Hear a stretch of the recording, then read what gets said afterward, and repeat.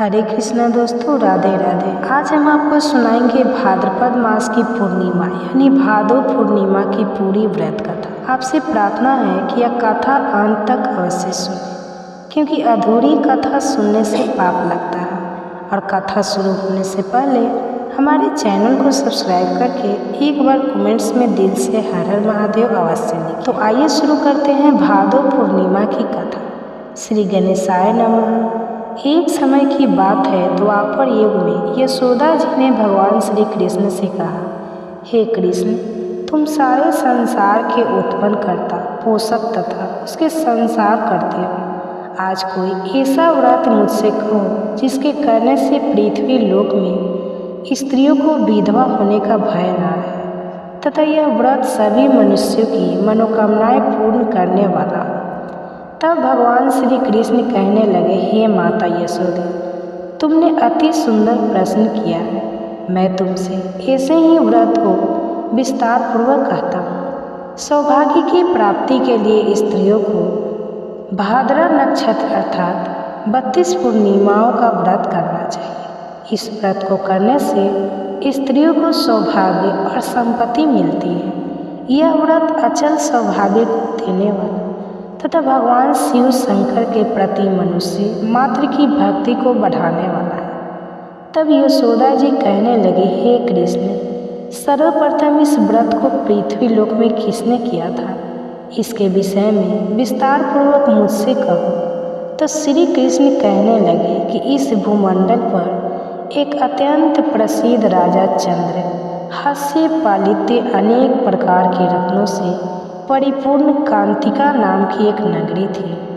वहाँ धनेश्वर नाम का एक ब्राह्मण था और उसकी स्त्री अति सुशील रूपवती थी। दोनों ही उस नगरी में बड़े प्रेम के साथ रहते थे। उनके घर में धन आदि की कोई कमी नहीं थी, पर उनको एक बड़ा दुख था कि उनके कोई संतान नहीं थी, जिस वजह से वह बहुत दुखी रहते थे। एक दिन जब एक बड़ा तपस्वी योगी उस नगरी में आया, वह योगी बाकी सभी घरों से भिक्षा मांगकर भोजन किया करता था, लेकिन उस ब्राह्मण के घर से वह कभी नहीं भिक्षा मांगा करता था। एक दिन वह योगी गंगा के किनारे भिक्षा मांगकर प्रेम पूर्वक खा रहा था कि धनेश्वर ने योगी को यह सब करते देख लिया। अपनी भिक्षा के अनादर से दुखी होकर धनेश्वर उस योगी से बोले, और सभी घरों से आप भिक्षा लेते हैं, परंतु मेरे घर की भिक्षा आप कभी नहीं लेते, इसका क्या कारण है? तो योगी कहने लगे कि हमारा धर्म हमें इस बात की आज्ञा नहीं देता है, क्योंकि अभी आप गृहस्थ जीवन में एक सुख से वंचित हैं। आपके घर में संतान होने पर ही मैं आपके घर से भिक्षा स्वीकार कर सकता हूँ, वरना नहीं। उन योगी ने आगे कहा कि जिसे संतान नहीं है उसके घर से भिक्षा लेने से मेरे भी पतित हो जाने का भय है। धनेश्वर यह सब बातें सुनकर बहुत दुखी हुआ और हाथ जोड़कर योगी के पैरों पर गिर पड़ा तथा दुखी मन से कहने लगा कि आप मुझे संतान प्राप्ति के उपाय बताएं। आप स्वर्ग हैं, मुझ पर अवश्य ही कृपा कीजिए। धन की मेरे घर में कोई कमी नहीं है, लेकिन मैं संतान ना होने के कारण अत्यंत दुखी हूँ। आप मेरे इस दुख का हरण कीजिए। यह सुनकर योगी कहने लगे कि तुम चंडी देवी की आराधना करो। घर पहुंचकर धनेश्वर ने यह सारी बात अपनी पत्नी को बताई और खुद वन में चला गया। वन में पहुंचकर उसने चंडी देवी की आराधना की और उपवास किए। माँ चंडी ने 16वें दिन धनेश्वर को सपने में दर्शन दिए और कहा कि हे धनेश्वर, जा, तेरे पुत्र होगा, लेकिन उसकी आयु सिर्फ 16 वर्ष हो। 16 वर्ष की आयु में ही उसके जीवन का अंत हो जाएगा। पर अगर तुम दोनों स्त्री और पुरुष 32 पूर्णिमाओं का व्रत करोगे तो ही वह दीर्घायु हो जाएगा। जितनी तुम्हारे अंदर सामर्थ्य हो उतने आटे के दिए जलाकर शिव जी का पूजन करना, लेकिन पूर्णमासी के दिन पूर्णमासी होनी चाहिए, 32 पूर्णमासी होनी चाहिए। सुबह होते ही तुम्हें इस स्थान के पास एक आम का पेड़ दिखाई देगा। उस पर चढ़कर एक फल तोड़कर अपने घर चले जाना, अपनी स्त्री को इस बारे में बताना। तुम्हारी पत्नी सुबह स्नान के बाद स्वच्छ होकर शंकर जी का ध्यान करके उस फल को खा लेगी। तब शंकर भगवान की कृपा से उसको गर्भ हो जाएगा। तब ब्राह्मण सुबह उठा तो उसे उसी स्थान पर आम का पेड़ दिखाई दिया और वह उससे फल तोड़ने के लिए चढ़ा, लेकिन वह पेड़ पर चढ़ ही नहीं पा रहा था। यह देखकर उसे बड़ी चिंता हुई। उसने भगवान गणेश जी की उपासना की और कहा, हे दयानिधान, अपने भक्तों के विघ्नों का नाश करके उन्हें मंगल कार्यों को करने वाले, दुष्टों का नाश करने वाले, रिद्धि सिद्धि देने वाले, आप मुझे इतना बल दें कि मैं अपनी मनोकामना पूरी कर सकूं। इसके बाद वह पेड़ से फल तोड़कर अपनी पत्नी के पास पहुंचा। उसकी पत्नी ने अपने पति के कहे अनुसार इस फल को खा लिया और वह गर्भवती हो गई। देवी की कृपा से उसे बहुत सुंदर पुत्र पैदा हुआ। उसका नाम उन्होंने देवी दास रखा। माता पिता के हर्ष और शौक के साथ वह बालक देवी दास बढ़ने लगा। भगवान की कृपा से बालक बहुत ही सुंदर था, सुशील और पढ़ाई लिखाई में भी वह बहुत ही निपुण था। दुर्गा जी के कथा अनुसार उसकी माता ने 32 पूर्णमासी के व्रत रखे। जैसे ही 1.25 वर्ष लगा, दोनों पति पत्नी बहुत दुखी हो गई कि कहीं अब उनके पुत्रों के प्राणों का अंत ना हो जाए। उन्होंने सोचा कि अगर उनके सामने यह सब हुआ तो वह कैसे यह सब देख पाएंगे। तभी उन्होंने देवी दास के मामा को बुलाया और 1 वर्ष के लिए देवी दास को काशी में पढ़ने के लिए भेज दिया। उन्होंने देवी दास के मामा से कहा कि 1 वर्ष के बाद उसे वापस लेकर आ जाना। देवी दास अपने माता पिता के साथ एक घोड़े पर सवार होकर चल दिया और दोनों पति पत्नी से 32 पूर्णमासी के व्रत पूरे हो गए। दूसरी तरफ मामा और भांजा दोनों रात गुजारने के लिए रास्ते में एक गांव में रुके। उस दिन उस गांव में एक ब्राह्मण की कन्या का विवाह होने वाला। जिस धर्मशाला में वर और बारात के बाकी लोग रुके हुए थे, उसी धर्मशाला में देवीदास और उसका मामा भी ठहर गया। उधर कन्या को तेल आदि चढ़ने के बाद जब लगन का समय आया तो वर की तबीयत खराब हो गई। वर के पिता ने अपने परिवार वालों से विचार विमर्श कर से कहा कि यह देवीदास मेरे पुत्र के जैसा ही लग रहा है। मैं इसके साथ अपनी कन्या का लगन करा दूंगा और बाद में बाकी सारे काम मेरे अपने बेटे के साथ पूरे हो जाएंगे। ऐसा कहने के बाद वर के पिता देवीदास को मांगने के लिए उसकी मामा के पास गए और उन्हें सारी बात बताई। मामा ने कहा कि कन्यादान में जो कुछ भी मिलेगा वह हमें दे दिया जाए। वर के पिता ने इस बात को स्वीकार कर लिया। उसके बाद देवीदास का विवाह उस ब्राह्मण कन्या के साथ संपन्न हो गया। इसके बाद वह अपनी पत्नी के साथ भोजन ना कर सका और मन में विचार करने लगा कि न जाने यह किसकी पत्नी होगी। यह सोचकर देवीदास की आंखों में आंसू आने लगे। तब वधू ने पूछा कि क्या बात है, आप उदास क्यों हैं? तब उसने सारी बातें अपनी पत्नी को बता दी। तब कन्या कहने लगी, यह ब्रह्मा विवाह के विपरीत है।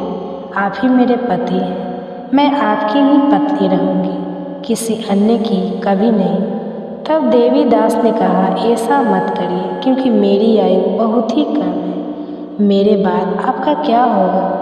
लेकिन देवीदास की पत्नी नहीं मानी और बोली कि स्वामी आप भोजन कीजिए। दोनों रात में सोने के लिए चले गए। सुबह देवीदास ने अपनी पत्नी को 4 नगों से जड़ी एक अंगूठी दी और एक रुमाल दिया और बोला कि हे प्रिय, इसे लो और संकेत समझकर स्थित हो जाओ। मेरे अंत और जीवन की स्थिति जानने के लिए एक पुष्प वाटिका बना लो, उसमें सुगंधी वाली एक नव मालिका लगा लो, उसको प्रतिदिन जल से सींचो और आनंद के साथ खेलो कूदो।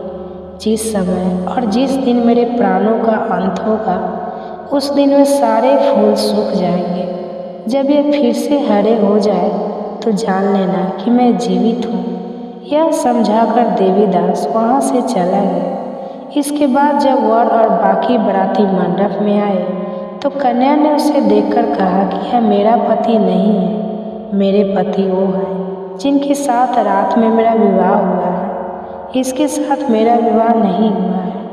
अगर यह वही है तो यह बताए कि उन्होंने मुझे क्या दिया है। साथ ही कन्यादान के समय आभूषण जो मिले हैं उन्हें भी यह दिखाए।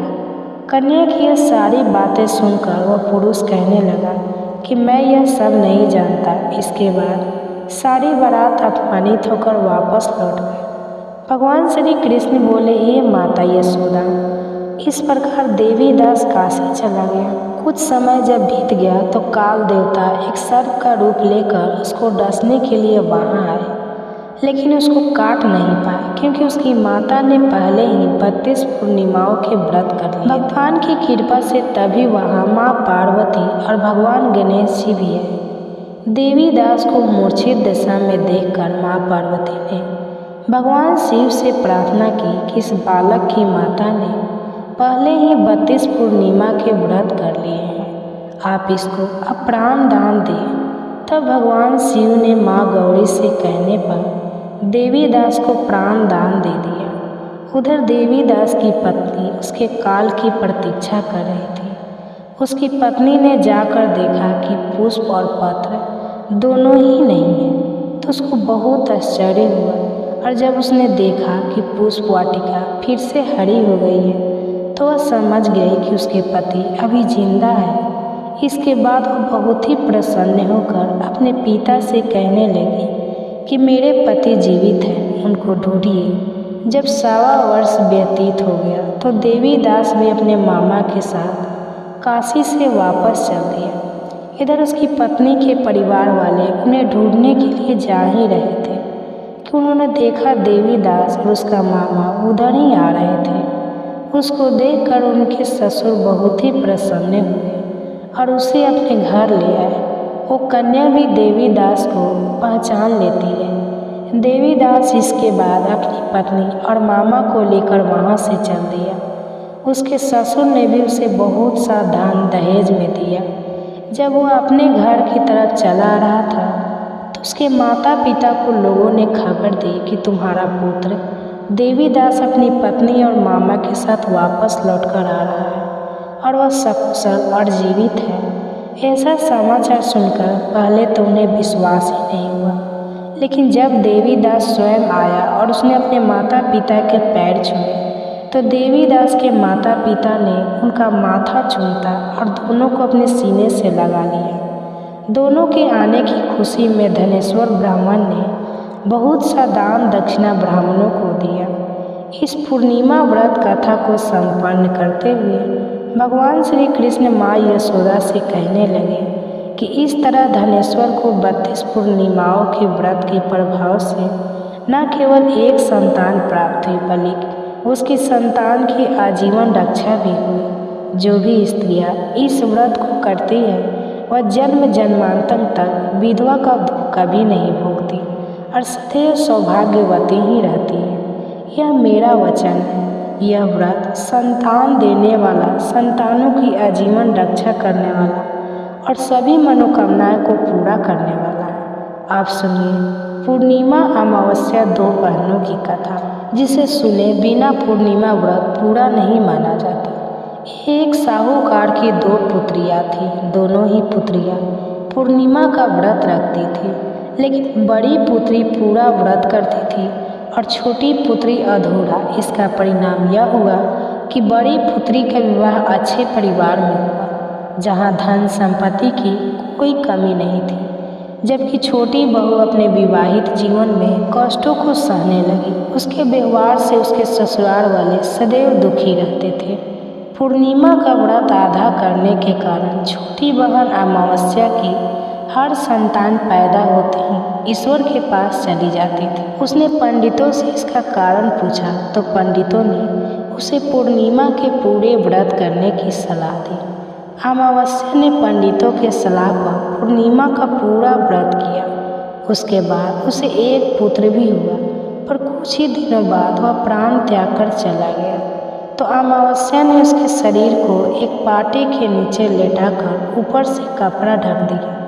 फिर अमावस्या ने अपनी बड़ी बहन पूर्णिमा को अपने घर भोजन पर आमंत्रित किया और बैठने के लिए वहीं पाटा दे दिया जिसके नीचे अमावस्या का प्राणहीन पुत्र था। बड़ी बहू जब उस पर बैठी तो उसका लहंगा बच्चे को छू गया। बच्चा लहंगा छूते ही जीवित हो गया और रोने लगा। तब छोटी बहन अमावस्या को अपनी गलती का एहसास हुआ। उसने पूर्णिमा से क्षमा मांगी और उसे बताया कि तुम्हारे पूर्णिमा व्रत से उपजे फलों और तपस्या के परिणामों से मैं सदैव ईर्ष्या का अनुभव करती थी। पूर्णिमा ने अपनी बहन को माफ़ कर दिया और पूर्णिमा और अमावस्या दोनों मिलकर पूर्णिमा के सभी व्रतों को श्रद्धापूर्वक करने लगे। इस व्रत का प्रताप धीरे धीरे पूरे गांव में फैल गया और सभी लोग अपने संतानों की रक्षा के लिए श्रद्धापूर्वक पूर्णिमा के व्रत करने लगे। इसके अलावा एक बार ऋषि दुर्वासा भगवान शिव के दर्शन करने कैलाश जाते हैं। कैलाश पर शिव पार्वती जी ऋषि दुर्वासा को एक पुष्प माला भेंट करते हैं जिसे दुर्वासा जी प्रेम से स्वीकार कर लेते हैं। शिव जी से भेंट के बाद दुर्वासा जी रास्ते में विष्णु जी के भी दर्शन करते हैं। इसके बाद दुर्वासा जी शिव जी की दी हुई बिल पत्रों की माला विष्णु जी के भेंट करते हैं, पर विष्णु जी लीला करते हुए वो माला खुद ना पहनकर उसे अपने वाहन गरुड़ के गले में पहना देते हैं, जिससे दुर्वासा जी को लगा कि विष्णु जी ने शिव जी का अपमान किया है और दुर्वासा जी क्रोध में विष्णु जी को श्राप दे देते हैं कि तुम्हारा सारा सुख खत्म हो जाए, तुम्हारी पत्नी लक्ष्मी तुमसे अलग हो जाएगी, क्षीर सागर से भी तुम्हें हाथ धोना पड़ेगा। यह सुनने के बाद विष्णु जी ने दुर्वासा जी को प्रणाम करते हुए इस श्राप से मुक्त होने का उपाय पूछा, तो दुर्वासा जी ने कहा कि अब मैं श्राप तो वापस नहीं ले सकता, पर इस श्राप से मुक्ति का उपाय बताता हूँ।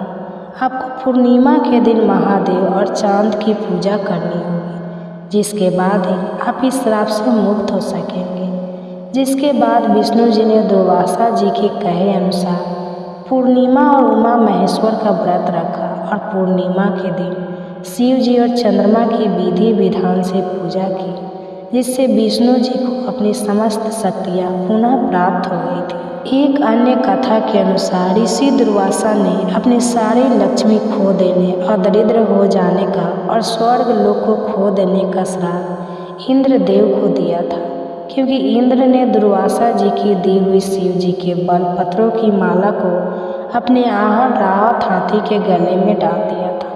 और फिर श्राप से मुक्ति पाने के लिए दुर्वासा जी ने कहने पर इंद्र ने भाद्रपद मास की पूर्णिमा को उमा महेश्वर का व्रत किया था, जिसके बाद उन्हें अपना सारा धन वैभव और स्वर्ग लोक वापस मिल गया था। अगर आपको यह कथा पसंद आई तो ऐसी और कथाएं रोज सुनने के लिए हमारे चैनल को सब्सक्राइब करें। धन्यवाद दोस्तों, राधे राधे। आज की इस वीडियो में हम आपको बताएंगे कि कब है भाद्रपद मास की पूर्णिमा, यानी भादो पूर्णिमा कब और कैसे करें। तो भादो पूर्णिमा का व्रत कब और कैसे की जाएगी, पूर्णिमा की पूजा कब करें, सत्यनारायण व्रत और कथा इस दिन क्या विशेष उपाय करके आप महालक्ष्मी की विशेष कृपा प्राप्त कर सकते हैं, और क्या काम इस दिन आपको भूल से भी नहीं करना चाहिए। यह सब जानना है तो वीडियो अंत तक अवश्य देखिए। भाद्रपद मास की पूर्णिमा से प्रीत पक्ष का आरंभ माना जाता है। भाद्रपद मास की पूर्णिमा पर भगवान नारायण के साथ साथ पितरों का भी पूजन किया जाता है। इस दिन भगवान विष्णु की पूजा के साथ ही पितरों का स्मरण करने से, उनके निमित्त दान करने से आपको पुण्य की प्राप्ति होती है और पितृगण आपसे प्रसन्न होकर आपको सुखी रहने का आशीर्वाद देते हैं। इस दिन माँ लक्ष्मी की पूजा का भी खास महत्व माना जाता है। ऐसा करने से आपको विशेष धन लाभ की प्राप्ति होती है। इस बार पूर्णिमा की तिथि सितंबर 2024 मंगलवार को सुबह 11:04 से शुरू होगी और यह पूर्णिमा तिथि 18 सितंबर 2024 बुधवार को सुबह 8:04 पर समाप्त होगी। क्योंकि इस बार 2 दिन पूर्णिमा की तिथि रहने वाली है, इसलिए उदय तिथि के अनुसार इस बार मंगलवार 17 सितंबर 2024 को ही भादो पूर्णिमा का व्रत किया जाएगा और श्री सत्यनारायण भगवान का व्रत और श्री सत्यनारायण कथा भी इसी दिन की जाएगी। और अगले दिन पूर्णिमा तिथि का स्नान दान किया जाएगा। तो बुधवार 18 सितंबर 2024 के दिन साल 2024 का दूसरा और अंतिम आंशिक चंद्र ग्रहण हमें देखने को मिलेगा। तो 17 सितंबर 2024 मंगलवार के दिन ब्रह्मा मुहूर्त सुबह 4:04 से सुबह 5:29 तक रहेगा। सूर्योदय सुबह 6:01 पर होगा। सूर्यास्त शाम 6:24 पर होगा। अमृत काल सुबह 3:51 से सुबह 5:15 तक रहेगा। अभिजीत मुहूर्त सुबह 11 दोपहर से 12:45 तक रहेगा। यह मुहूर्त भगवान सत्यनारायण की कथा करने के लिए अत्यंत ही शुभ रहेगा। आप इसी मुहूर्त में श्री सत्यनारायण भगवान की कथा और पूजा करें। पूर्णिमा के दिन चंद्रोदय यानी चांद निकलने का समय होगा शाम 6:05 पर। और इस समय आप चंद्र देवता के दर्शन करके उन्हें अर्घ्य देकर उनकी पूजा करके अपना पूर्णिमा का व्रत खोल सकते हैं। इस दिन राहु काल दोपहर 3 बजे से लेकर दोपहर 4:30 तक रहने वाला है। अब जानिए 18 सितंबर 2024 बुधवार के दिन स्नान और दान का शुभ मुहूर्त। 18 सितंबर को सूर्योदय सुबह 6:01 पर होगा। सूर्यास्त शाम 6:02 पर होगा। ब्रह्मा मुहूर्त सुबह 4:41 से सुबह 5:29 तक रहेगा। अमृत काल सुबह 3:51 से 5:15 तक रहेगा। और राहु काल दोपहर 12 बजे से लेकर दोपहर 1:30 तक रहने वाला है। 18 सितंबर 2024 बुधवार को साल का दूसरा चंद्र ग्रहण भारतीय समय अनुसार सुबह 6:01 से शुरू होगा और यह चंद्र ग्रहण सुबह 10:01 तक समाप्त हो जाएगा। इस दिन सूतक काल 17 से रात 9:30 बजे तक शुरू हो जाएगा। क्योंकि यह ग्रहण दिन के समय लग रहा है इसलिए यह भारत में दिखाई नहीं देगा। और सूतक के नियम भी पूर्णिमा के दिन व्रत और पूजा करने पर लागू नहीं होंगे। आप पूर्णिमा का व्रत पूजा स्नान दान बिना किसी समस्या के कर सकते हैं।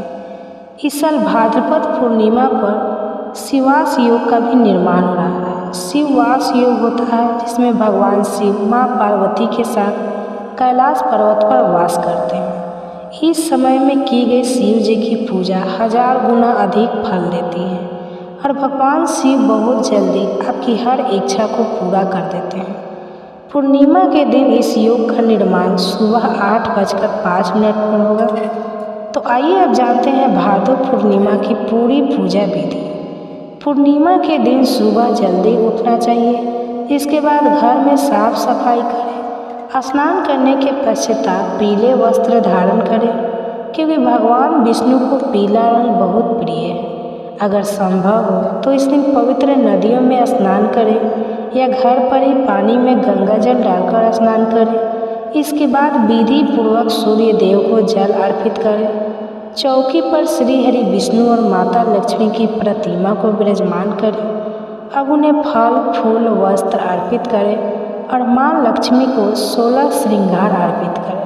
फिर दीप जलाकर आरती करें और मंत्रों का जाप करें। इस दिन का पूर्णिमा व्रत करें तो पूर्णिमा की कथा अवश्य सुने क्योंकि बिना कथा सुने पूर्णिमा का व्रत और पूजा पूरी नहीं मानी जाती।